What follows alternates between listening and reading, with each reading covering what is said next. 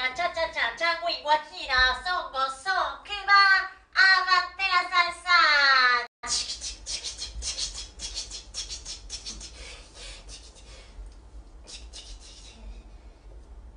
Nous vivions à Cuba, chez ma grand-mère, dans un grand appartement plein de pièces et de mondes différents. Ceux de la grand-mère. Comment vas-tu?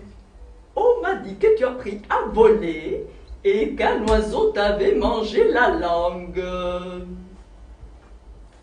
La prof de littérature me dit que j'allais pouvoir profiter de ma convalescence pour lire beaucoup, parce que j'avais des dispositions pour être écrivain.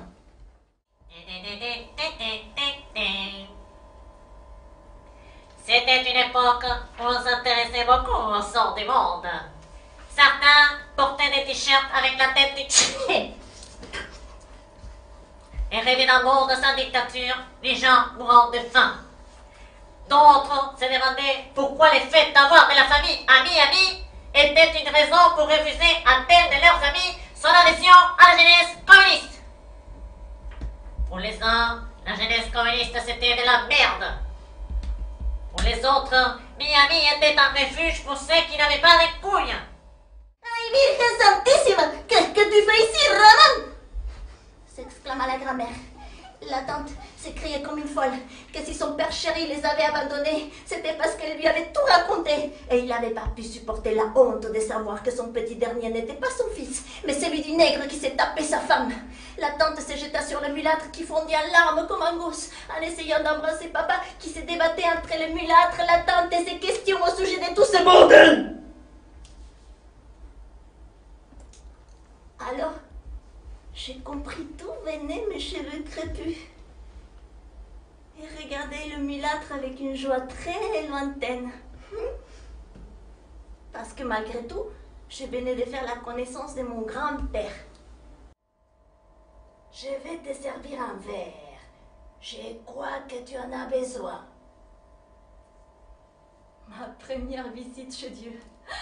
Nous passâmes 2 heures à parler, ouvrir des livres, lire des poèmes. J'avais l'impression que cet espace, cette petite pièce pleine de livres et de papiers, m'appartenait depuis longtemps. Ce fut l'époque où j'écrivis le plus de poèmes. Et j'ai dû également en jeter le plus. J'étais stimulée par l'idée de le montrer à Dieu. Je te jure qu'on s'en va.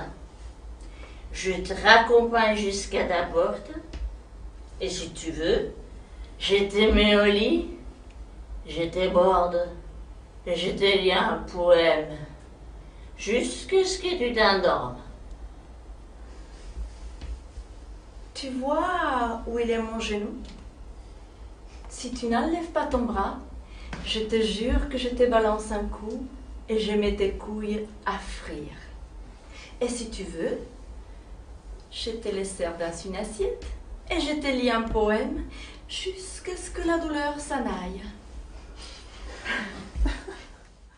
Tout était de sa faute car il aimait mon oncle. À ces mots, son père lui colla une gifle et mon père s'écria « C'est moi qui va te tuer, pédé de merde !» La tante éclata d'un rire hystérique.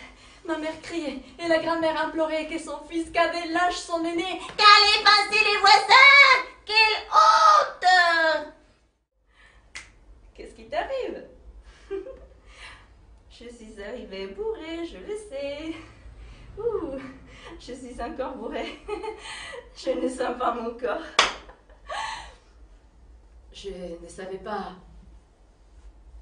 pas que tu étais vierge.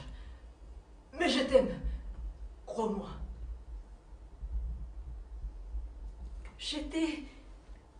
Que j'étais vierge, poète? Que j'étais? La vanne était en ébullition. Protestation populaire, vol des bateaux et enfin les festivals des radeaux ont décidé d'ouvrir les portes et quiconque le voudrait pourrait prendre la mer. Les gardes-côtes ne feraient rien pour s'y opposer. Chacun était libre de son destin. Aujourd'hui, dans la grande maison, il n'y a plus que Frida, moi et la grande qualité que nous avons en commun, le silence. Je pense que j'ai toujours recherché le silence.